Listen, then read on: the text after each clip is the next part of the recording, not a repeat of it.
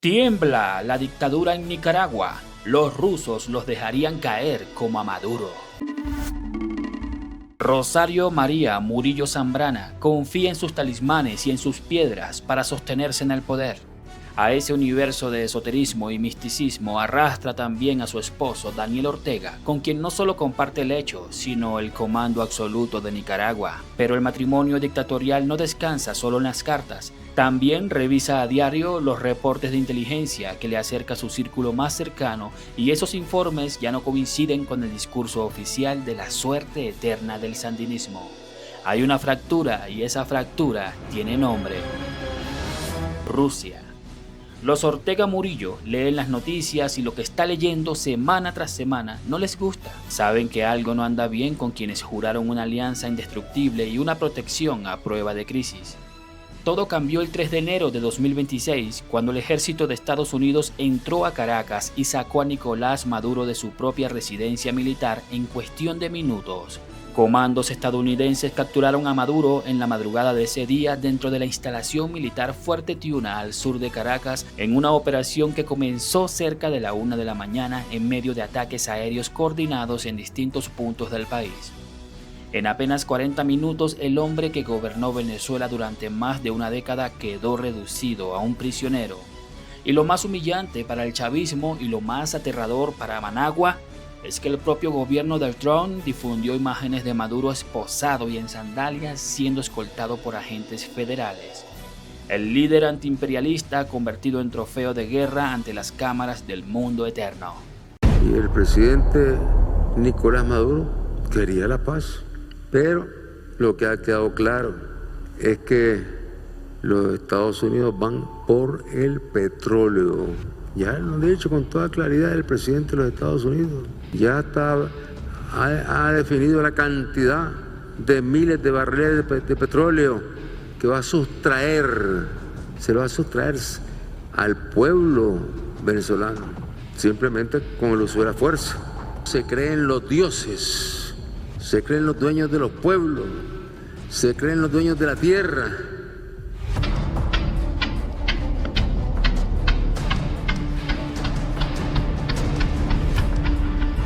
Esa invasión a la hermana República Bolivariana de Venezuela, 300 aviones hicieron sobrevolar, 150 helicópteros. El destino final no dejó lugar a dudas sobre el mensaje que Washington quería enviar a toda la región. Maduro y su esposa Cilia Flores fueron trasladados primero en helicóptero al buque de asalto anfibio USS Iwo Jima, posicionado en aguas del Caribe, y desde allí llevados a Nueva York. El avión que los transportaba aterrizó en el aeropuerto internacional Stewart al norte del estado, donde agentes federales abordaron la aeronave antes de derivarlos a una prisión federal. Hoy permanecen bajo custodia en el Centro de Detención Metropolitano de Brooklyn, enfrentando cargos por narcoterrorismo, mientras un tribunal de Manhattan decide su suerte. Durante años, el Kremlin vendió al chavismo y por extensión a toda la izquierda latinoamericana aliada la fantasía de una protección blindada. Moscú aseguraba control absoluto del espacio aéreo venezolano y capacidad tecnológica para anticipar cualquier amenaza. La tristemente célebre 4 Task Force, bajo mando ruso y comandada por el general Oleg Leontievich Makarevich, entrenaba y asesoraba a las Fuerzas Armadas venezolanas con la promesa expresa de blindarlas frente a una intervención extranjera. Todo ese aparato de propaganda militar se esfumó en 40 minutos. Ni un solo avión ruso despegó, ni un solo radar del Kremlin sirvió de algo. La garantía rusa resultó ser, en la hora decisiva, puro humo. ¡Pagá! ¡Pagá! ¡Pagá! Y no andes matoneando y sancionando a los pueblos del mundo. Estamos convencidos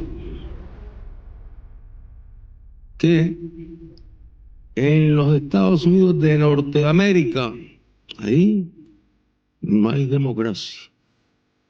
No hay democracia. Si hay que tirar bombas, lo decide, lo decide. que se ha vuelto experto en tirar bombas. Él debe estar claro de si es cierto que él está al frente de una potencia que tiene armamento atómico, que lanza ataques para secuestrar presidentes, como lo hizo en Venezuela.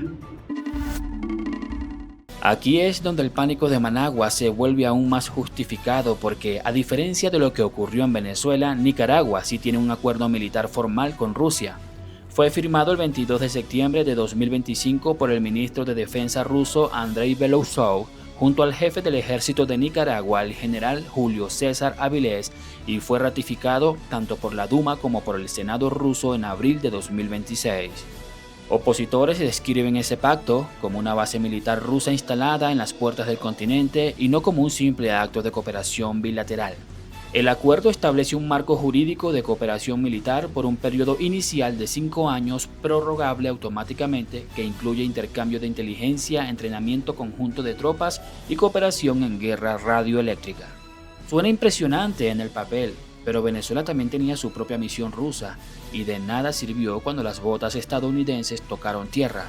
Analistas ya advierten que ese mismo pacto, lejos de ser un salvavidas, podría convertir a Nicaragua en un estado satélite de Vladimir Putin y en una plataforma operativa al servicio de los intereses geoestratégicos del Kremlin dentro del hemisferio americano. Es decir, más que un blanco geopolítico, que un refugio seguro. Y no es solo paranoia esotérica de Rosario Murillo. En el propio Congreso de Estados Unidos, la ratificación de ese acuerdo militar ya encendió las alarmas. Legisladores estadounidenses lo calificaron como una amenaza directa a la seguridad hemisférica y una congresista fue clara al advertir que para que las Américas sean más seguras, fuertes y libres en 2026, una de las prioridades del hemisferio es ponerle fin al régimen de Ortega y Murillo en Nicaragua. No es una amenaza velada, es un objetivo declarado en voz alta dentro del propio Capitolio. Y que no respetan a nadie, tendrán que bajar esa conducta, tendrán que cambiar de esa conducta, porque son conductamente terroristas. Están sembrando terror en el mundo con ese comportamiento. Y el mundo lo que más quiere es tranquilidad y quiere paz. Nos sumamos al clamor que regresen al presidente Maduro a su pueblo. Se lo llevaron en una acción totalmente desproporcionada,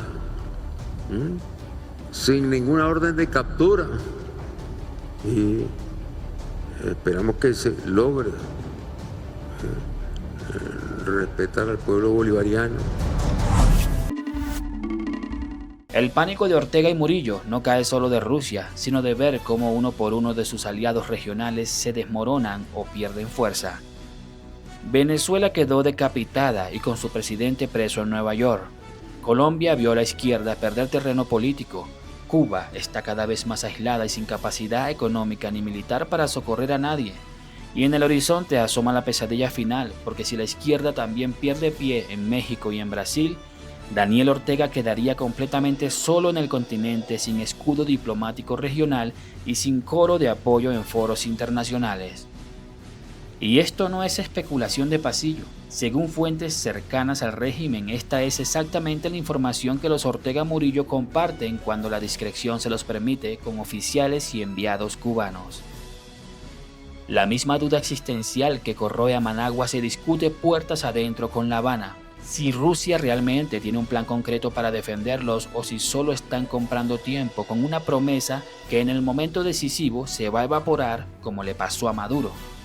Mientras Nicolás Maduro espera su próxima audiencia en un tribunal federal de Manhattan, en Managua el matrimonio Ortega Murillo revisa mapas, informes de inteligencia y acuerdos firmados en Moscú tratando de convencerse de que su caso será distinto.